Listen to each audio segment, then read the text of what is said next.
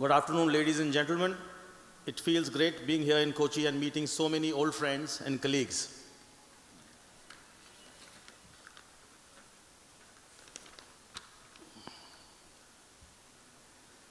Allow me to set the stage. Indian teas are competitive on quality and heritage, but increasingly disadvantaged on landed costs in key Western markets. For the US buyers, the latest tariff rates of 50% of more pricing Indian teas out of reach. For Russia and Iran, sanctions complicate payments and logistics, forcing workarounds through third countries, add shipping costs, volatility, and you have a perfect storm. Here on the slide, you see the logistical challenges the tea trade faces, both at origins and destinations.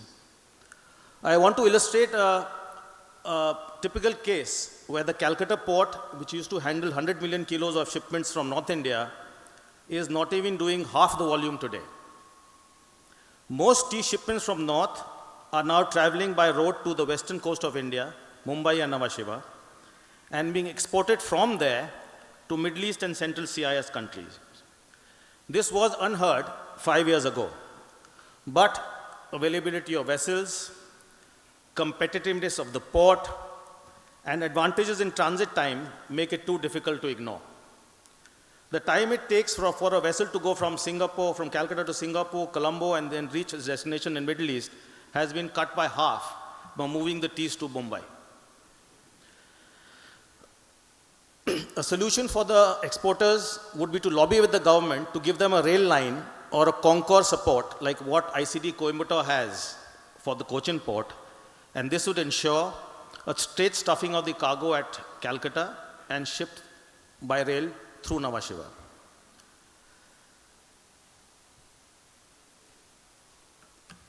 Anyways, in every challenge lies an opportunity.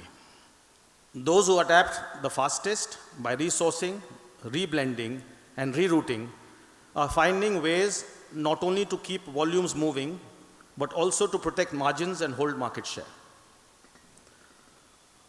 Although you see 6 issues that are important today, I will focus on 3 or 4 workarounds that are being used successfully by Indian producers and exporters to seriously consider.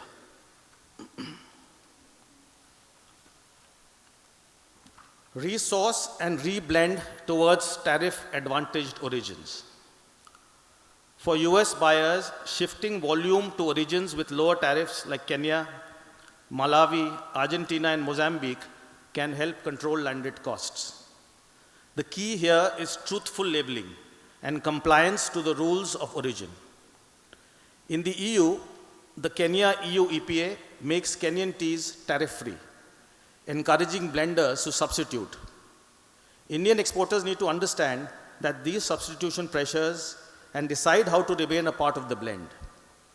Another classic example is the differential of tariffs in China.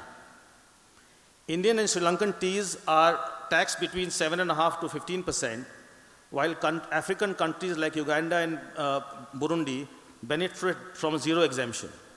Just today I read a press article where the Kenyan President William Ruto has stated that the Kenyan teas will enjoy a 0% duty in China going ahead. A meaningful difference in duties significantly affects landed costs and pricing. Exporters must consider multi-origin blends to mitigate these challenges. Relocation of blending and packaging units. We observe Indian and Sri Lankan companies establishing operations in Kenya, not only to source bulk teas, but also value add, blending and packaging at origin where tariffs are lower, then shipping finished products into tariff-free zones. This will represent a structural shift. The focus of value addition is moving closer to origin. Another example is the DTTC, or the Dubai Tea Trading Center, which is not only a very efficient port, but also a transshipment hub for most cargo moving between east and west. Dubai benefits from its proximity both to various tea producing nations and to tea consuming nations. Duty differential on bulk teas and value added teas in importing countries. Ladies and gentlemen, Iran does not allow import of any packs less than 10 kgs, which pushes our export towards bulk packs only. Chances of value addition are negligible. Russia and central CIS countries like Kazakhstan impose a 15% duty on packed teas, whereas a 0% duty on bulk teas, to support their local employment and branding. Most Indian and Sri Lankan brands are struggling in these countries due to the significant duty gap. If exporters at origin want to own a brand, they need to establish facilities in these countries to promote their local brands. Some Sri Lankan companies have successfully done this in the CIS and are gaining huge benefits through blending and packaging units at destination. To establish a lasting presence in these markets, exporters will have to consider investing in storage, blending, and packing at these locations where difference of duties exist.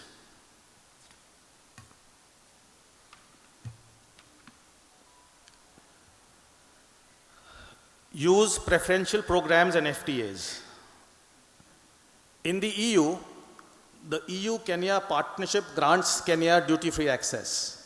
Egypt applies COMESA preferences under which teas from Kenya and other COMESA members enter at a little or no duty. By contrast, teas from Sri Lanka, India, and China face higher tariffs. There is a decisive advantage for African teas and a structural barrier for Asian exporters. South Africa applies SADC preferences. Teas from Malawi, Mozambique, and other SADC countries typically circulate duty-free, while Asian teas face MFN rates. This limits penetration of Indian, Sri Lankan, and Chinese origins. As I said earlier, China, the largest growing black tea market in the world today, does have duty barriers for Indian teas. Governments, therefore, must fast-track negotiations and align the exporters with preferential access that are already enjoyed by competitors. So what does it mean for India and South Asia? Three things. Logistics is no longer a back office function. It is central to competitiveness. Second, tariffs and sanctions will continue to reshape trade flows. The winners will be those who adapt fastest and anticipate.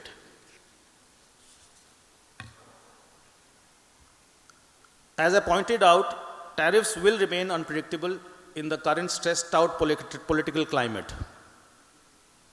The path forward is to not lament the barriers, but to innovate them and create sourcing, strategic partnerships, and sharper execution.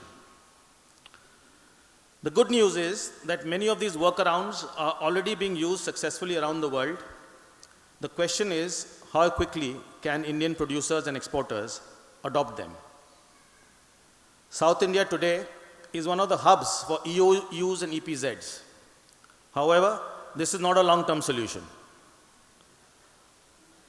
As the Indian government has laws and restrictions on package labeling and certificates of origin, which, if not followed, can put the export community on the wrong side of law.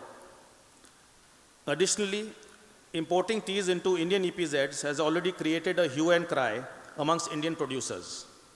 The allegations are that these teas are being routed in the domestic markets or being labeled as Indian teas and exported.